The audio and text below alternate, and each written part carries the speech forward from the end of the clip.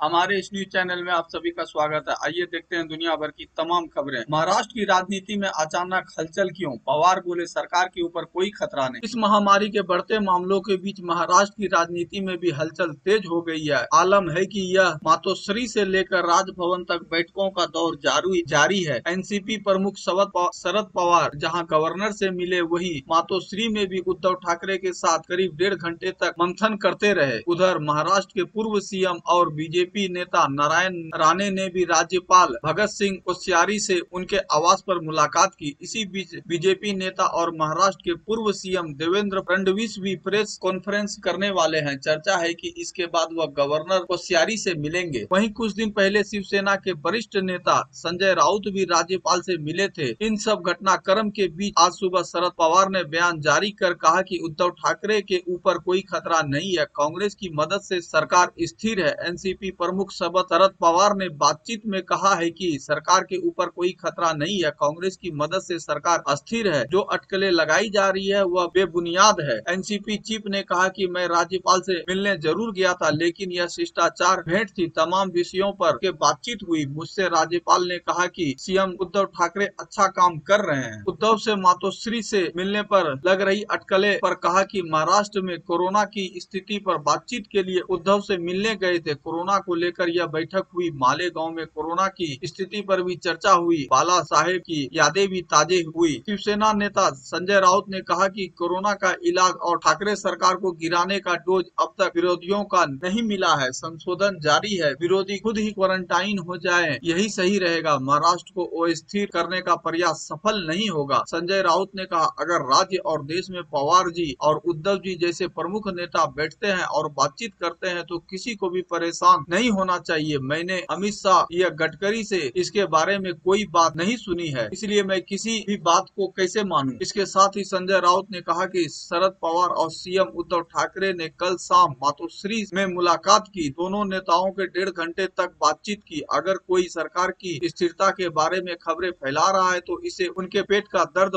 माना जाना चाहिए। सरकार को कोई चिंता नहीं है। बता दें कि महाराष्ट्र कोरोना का सबसे ज्यादा प्रभावित राज्य बन चुका है और अब तक राज्य में 50,000 से ज्यादा कोरोना संक्रमित मरीज पाए गए हैं। कोरोना का आंकड़ा हर दिन तेजी से बढ़ता ही जा रहा है। ऐसे में राज्यों में प्रमुख विपक्षी दल बीजेपी अब सीएम उद्धव ठाकरे की महाविकास आघाड़ी पर आक्रामक हो गई है। चर्चा है कि आज देर शाम महाराष्ट्र के पूर्व मुख्यमंत्री देवेंद्र फडणवीस राज्यपाल भगत सिंह कोश्यारी से मुलाकात करेंगे।